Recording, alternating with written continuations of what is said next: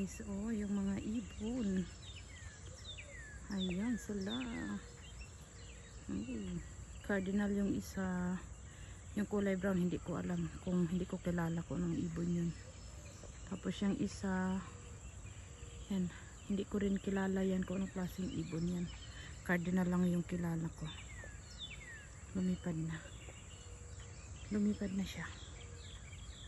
Ayan. Yung isa doon sa may puno.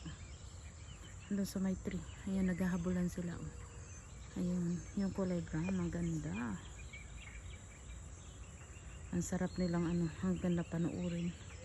Ito ang ano, ang maganda sa countryside guys. Yan. Tahimik. Maririnig mo mga huni ng ibon araw-araw. Yan ang aking naririnig.